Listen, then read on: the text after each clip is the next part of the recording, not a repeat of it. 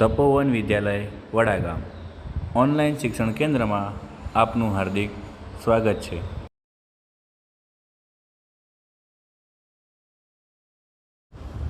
પ્રકરણ નંબર 3 સંખ્યા સાથે રમત, જેની અંદર આપણે સંખ્યાનો અવયવ શોધ્યો હતો. ત્યારબાદ આપણે કાલે અવયવ વિશે ચર્ચા કરી હતી, જેની અંદર આપણે અવિભાજ્ય સંખ્યા કે જેના માત્ર બે જ અવયવ હોય તેને અવિભાજ્ય સંખ્યા કહેવાય.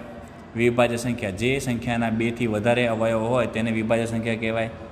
જેની અંદર આપણે કાલે ચર્ચા કરી હતી કે અવિભાજ્ય સંખ્યાઓ અને વિભાજ્ય સંખ્યાઓ. હવે અહીંયા આગળ જોઈએ, નીચેની સંખ્યાઓમાંથી કઈ સંખ્યાને 2 વડે નિઃશેષ ભાગી શકાય. નિઃશેષ એટલે જેની શેષ 0 આવે તેને નિઃશેષ કહેવાય. તો ચાલો હું અહીંયા આગળ એક સંખ્યા લઉં છું 407, બરાબર. તો 407 જેનો ભાગાકાર આપણે કેટલા વડે કરવાનો છે? 407.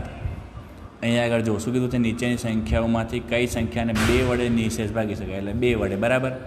તો જોઈએ અહીંયા આગળ 2 વડે ભાગાકાર કરીએ તો અહીંયા આગળ એક સંખ્યા જે 2 કરતાં મોટી છે તો 2નો ઘોડિયો બોલે તો 4 ક્યારે આવે? 2 એકા 2, 2 દુ 4. તો અહીંયા આગળ 2 દુ 4,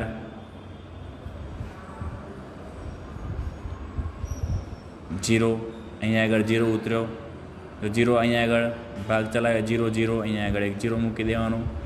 હવે અહીંયા ઉતરશે 7. તો 2ના ઘડિયામાં 7 ક્યારે આવે? તો 2 એકા 2, 2 દુ 4, 2 તારી 6, 2 ચોક 8. તો જે 8 જે છે એ મોટા કહેવાશે, તો આપણે અહીંયા આગળ 3 વડે ભાગ ચાલશે. તો 2 તારી 6, તો 0 6. 7માંથી 6 જાય તો 1 વધે. જો તો અહીંયા આગળ શેષ વધી 1. જો અહીંયા આગળ 2 કરતાં 1 નાના છે એટલે ભાગ નહીં ચાલે. જો અહીંયા આગળ 3 હોત તો ભાગ ચાલે, 4 હોત તો પણ ભાગ ચાલે, બરાબર. આ સંખ્યા કરતાં આ સંખ્યા નાની હોય તો ભાગ ચાલે નહીં. તો આ જે વધ્યું તેને શું કહેવાશે? શેષ. તો અહીંયા આગળ શેષ વધી તો આ 2 વડે નિઃશેષ એટલે 0 0, અહીંયા આગળ 0 થાય તો જ 2 વડે ભાગ ચાલે. તો આનો 2 વડે ભાગ ચાલશે નહીં. હવે હું અહીંયા બીજી સંખ્યા લઉં કે 318. 318 ને 2 વડે ભાગ ચલાવું તો જોઈએ અહીંયા આગળ. તો 2 કરતાં 3 મોટા, તો 2 એકા 2, 3માંથી 2 જાય તો 1 વધી, અહીંયાથી ઉપર 1 ઉતર્યો તો 2ના ઘડિયામાં 11 ક્યારે આવે? તો 2 એકા 2, 2 દુ 4, 2 તારી 6, 2 ચોક 8, 2 પંચા 10 ને 2 છક 12. 2 પંચા 10 અને 2 છક 12, 12 તો મોટા થઈ ગયા એટલે 2 પંચા 10, 2 પંચા 10. તો અહીંયા આગળ 11માંથી 0 જાય તો 11માંથી 10 જાય તો 1 વધશે, ઉપરથી ઉતર્યા 8. હવે 2ના ઘડિયામાં 18 ક્યારે આવે? તો 2 એકા 2, 2 દુ 4, 2 તારી 6, 2 ચોક 8, 2 પંચા 10, 2 છક 12, 2 સત્ત 14, 2 અઠ્ઠા 16 અને 2 નવા 18, બરાબર. તો 2 નવા 18, 18માંથી 18 જાય તો 0. તો આ જે સંખ્યા આ શેષ મળી તે નિઃશેષ કહેવાય. જો 0 0 આવી ગયું તો આને શું કહેવાય? નિઃશેષ. તો એવું કહી શકાય કે 318ને 2 વડે નિઃશેષ ભાગી શકાય. તેવી જ રીતના અહીંયા આગળ જો બીજા દાખલા આપેલા છે તો તમારી જાતે ગણવાના રહેશે. હવે શું કીધું છે કે નીચેની સંખ્યાઓમાંથી કઈ સંખ્યાને 3 વડે નિઃશેષ ભાગી શકાય. તો અહીંયા પણ એ જ કરવાનું, 2ની જગ્યાએ 3 લેવાનું. ચાલો એક દાખલો લઈ લઉં.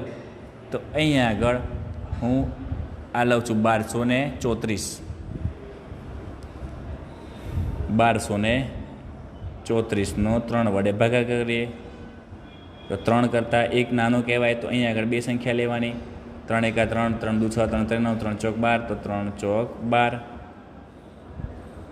12માંથી 12 જાય તો 0, ઉપરથી ઉતરે 3, 3 એકા 3, 0 ઉપરથી ઉતરે 4, તો 3 એકા 3,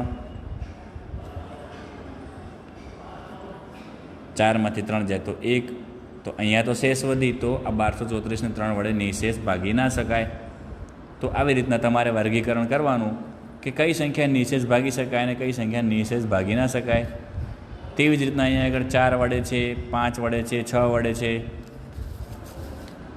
અને અહીંયા આગળ જુઓ તમે તો 8 વડે, 9 વડે, 10 વડે અને 11 વડે નિશેષ ભાગી શકાય. તો આ તમારી જાતે તમારે શોધવાનું રહેશે. બરાબર. આ બધી સંખ્યાનો 11 વડે ભાગાકાર કરવાનો, આ બધી સંખ્યાને 10 વડે, આ બધી સંખ્યા 9, અહીંયા આગળ 8 વડે. અહીંયા આગળ તમે જે સંખ્યા આપેલી છે 2, 3, 4, આ જે સંખ્યા આપેલી છે 2 વડે, 3 વડે, આનું 4 વડે, 5 વડે, 6 વડે, એવી રીતના તમારે આ જાતે કરવાનું રહેશે. હવે અહીંયા આગળ આપેલું છે પ્રશ્ન નંબર 10. શું છે? નીચેના અજ્ઞાત એક્સની નાનામાં નાની કિંમત શોધો કે જેને 3 વડે નિશેષ ભાગી શકાય.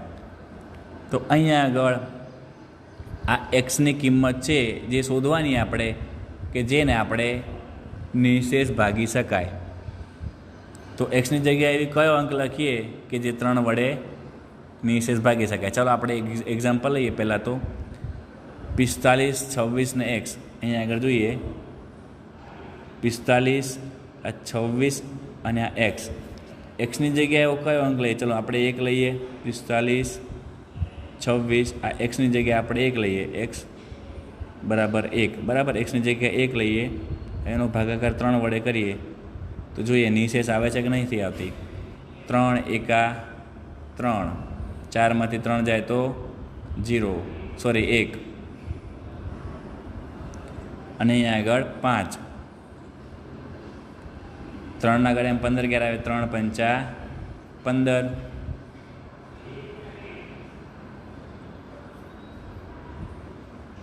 અહીંયા આગળ 0, 15માંથી 15 જાય 0. અહીંયા આગળ 2. હવે અહીંયા આગળ જુઓ તમે તો 3 કરતાં 2 નાના છે તો ભાગ નહીં ચાલે, તો ઉપરથી એક સંખ્યા ઉતારવી પડશે. તો અહીંયા આગળ 6 ઉતારવા માટે અહીંયા આગળ આપણે 0 લખવો પડશે. તો અહીંયા આગળ 6 લખ્યા. તો 3ના ઘડિયામાં 26 સુધી બોલો તો 3 8 24 અને 3 9 27. બરાબર.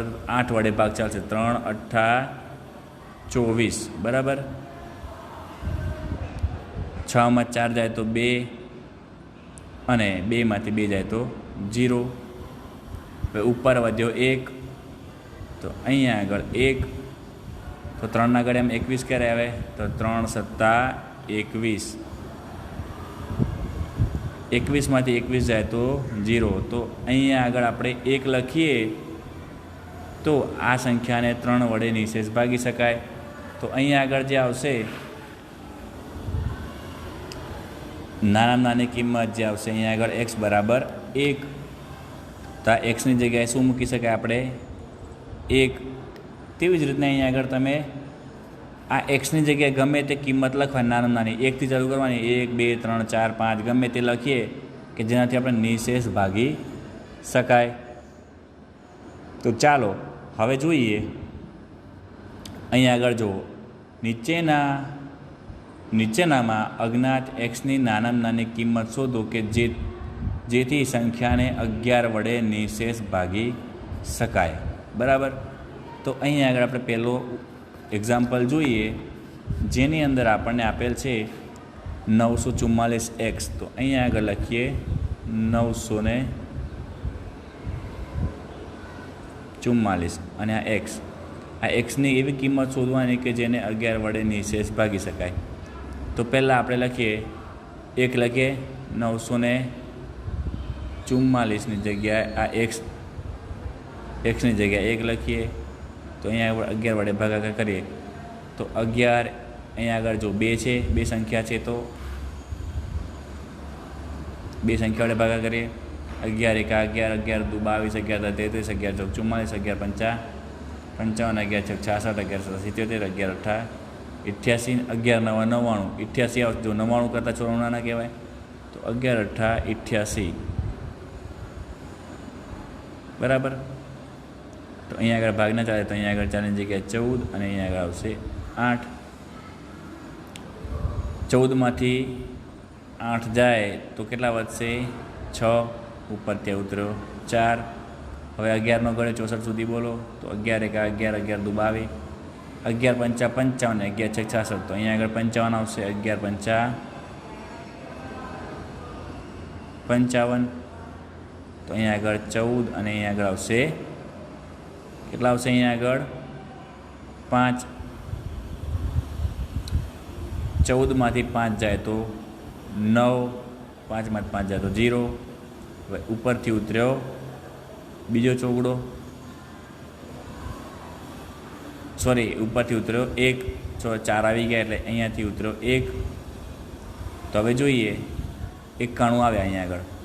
તો 11 8 88 ને 11 9 99. તો 11 8 88, 88 ને અહીંયા આગળ 91 છે તો ભાગના ચાલે તો અહીંયા 11 અને અહીંયા આગળ 8. તો 11માંથી 8 જાય તો કેટલા વધશે? 8 ને 3 11. તો અહીંયા આગળ 0. તો અહીંયા આગળ 3 શેષ વધી. તો અહીંયા આગળ 1 લખીએ તો નિશેષ ભાગી નહીં શકાય. તો ચાલો હવે હું ડાયરેક્ટ લખું છું 4. બરાબર. આ એક્સની જગ્યાએ હું 4 લખી દઉં. 4 નહીં, સોરી 9 લઉં છું. ચલો એક્સની જગ્યાએ 9, 4, 4 અને 9. આનો 11 વડે આપણે ભાગાકાર કરીએ તો જો 11 એકા 11, અહીંયા 11 88, 88, 14 અને 8 એટલે મળશે 6, 64. અહીંયા આગળ 0 આવશે. 8માંથી 8 જાય 0 આવશે. 64. 11 પંચા 55, 11 છક 66 થઈ જશે એટલા માટે 11 પંચા 55. તો 4માંથી 5 જાય 14 અને આગળ 5. 14માંથી 5 જાય તો 9 અને અહીંયા આગળ આવશે 0. અહીંયા આગળ 9. તો અહીંયા આગળ જો 11 9 99, 99માંથી 99 જાય તો 0 0. તો અહીંયા આગળ જે 9 લખીશું તો એને 11 વડે નિશેષ ભાગી શકાય. તો આના પરથી તમે એક્સની કિંમત 9 લઈ શકો. બરાબર. તો જો બીજા બધા દાખલા છે આ 3 અને 11 વાળા, આ બધા તમારે તમારી જાતે ઘરથી હોમવર્કમાં લખવાના રહેશે. અહીંયા આગળ આ બધા છે છેક અહીંયા સુધી. બરાબર. 11 સુધી તમારી જાતે તમારે હોમવર્કમાં લખવાનું રહેશે. આ જે છે તે પ્રેક્ટિસ વર્કનું છે. બરાબર. અહીંયા સુધી 11 સુધી લખવાના.